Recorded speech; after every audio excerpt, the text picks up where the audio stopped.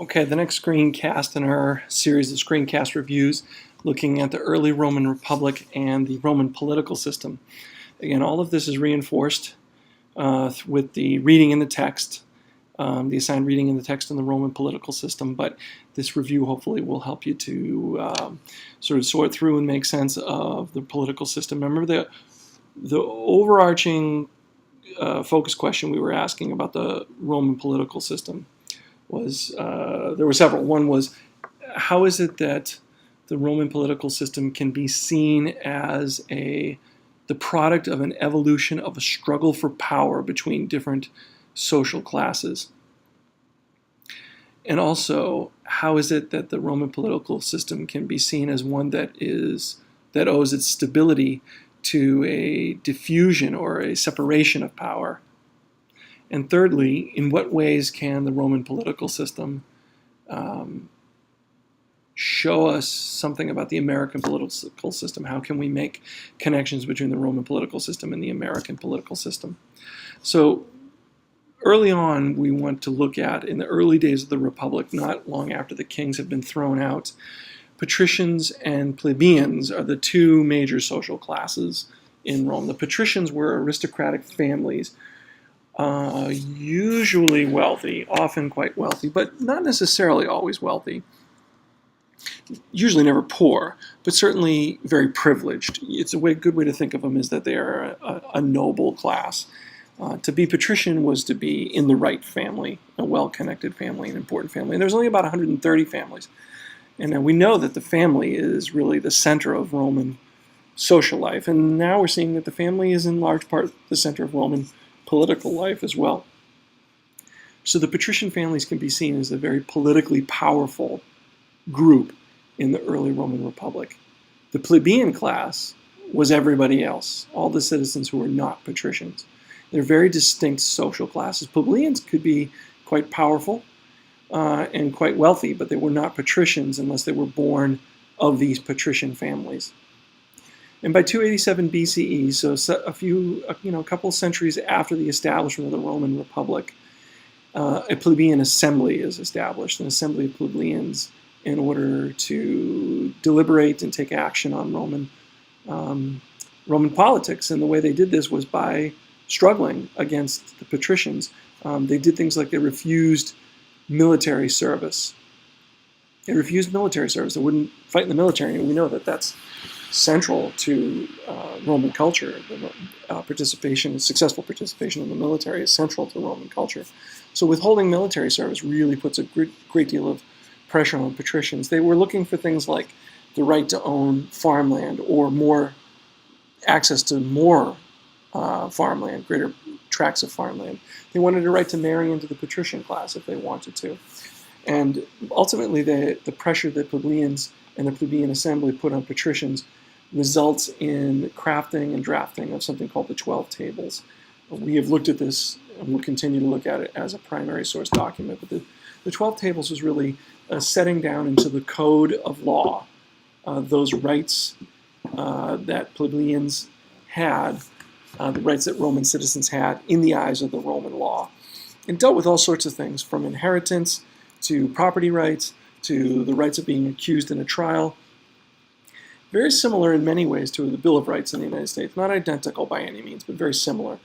Why this is interesting to us is because it is both law and in law, rights being set down in law rather than arbitrarily decided by, say, a king or a tyrant of some kind. And it's also the result of this idea of a struggle, the evolution of a struggle between two different political classes, the patricians and the plebeians. This is going to go on throughout Roman history, a struggle of different classes. The next thing we want to think about is the ladder of offices, the Senate, and the consuls. These are three political structures in the Roman Republic that sort of were different. They were certainly different and were in sort of a constant conversation with one another about how to administer the Roman Republic. So this is an example of how power gets spread apart in Rome. It's not all held in one body or one individual. When we talked about the Senate in the last screencast, the Senate's still there. Senate, again, drawn from the aristocratic classes of Rome. But as the Roman Republic political system evolves, something called the ladder of offices comes into being, the cursus honorum, positions of honor. If you were a citizen, a plebeian of 10 years of military service, you could then become elected to certain positions in the Roman Republic government. And administering the Republic was very important. People wanted their government to work for them, no different than the government of the United States of today. Initially, you could become a commissioner of public works. The Romans had the construction of public buildings and the forum and aqueducts and sanitation, all of those things. This is a very influential position, of course, because people are very concerned about this kind of thing. If you're successful here, you could be elected to the level of praetor. This is a position where you handled judicial duties, military duties. Again, you could probably see why this is an important and well-respected position. And then ultimately, you being successful as a praetor, you could then run for the position of consul. Consuls, there were always 2 consuls at any given time, and they were the highest elected officials in the Roman Republic. Their chief responsibility was to run the army. But they were the highest elected officials, and there was always 2 of them. Again, even at the highest elected position, the power was split in half between 2 co-consuls. Consuls, the descendants of consuls, could become nobles. So this is a way up the ladder of the social hierarchy. Military service, political service, become a consul, and then your descendants would be in the noble class. This is certainly true throughout history. Service in the military is a great way to begin to climb the ladder of social status. Later on in the Roman Republic evolves this position called the tribune, the people's tribunes, and they were, as the patricians tried increasingly to monopolize these public offices, the plebeians forced the creation of the tribunate. And these were a collection of people that were elected to the position of tribune that could then exercise many powers, most notably to have a veto over government actions, chiefly the Senate. And again, remember, the Senate is aristocratic. The tribunes are a body of people who were pulled right from the plebeians, in other words, those who were not aristocratic. So it's a check on the power of the patrician class and the class of nobility in the Senate. So here we have all kinds of things going on, right? We have the consuls, the ladder of offices, the Senate, the tribunes.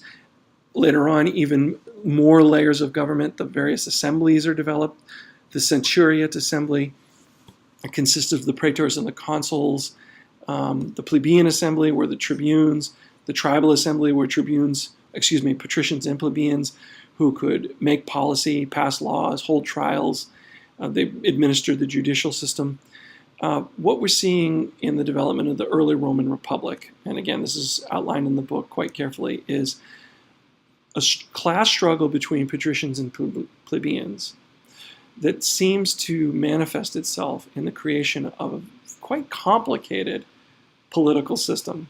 Many different layers of government, many different offices, many different responsibilities, and most importantly, a constant struggle, or to put it maybe euphemistically, constant conversation between the various factions of Rome for control of the Roman government, the government of the Roman Republic. In this way, the Roman Republic gains a good deal of stability. The power is spread out. The power is consistently dependent upon people's ability to deliver services to the people of Rome. By people, I mean by the various tribunes and consuls and other officials. If they could deliver services to the people of Rome, they were likely to stay in power. So to a certain extent, the Roman Republic, the government of the Roman Republic, was directly accountable to the people because there are many elected positions, but indirectly were accountable to the people of Rome because it was very important to keep the people of Rome happy, to make sure that the aqueducts delivered water fresh, clean water for people to have, those sorts of things.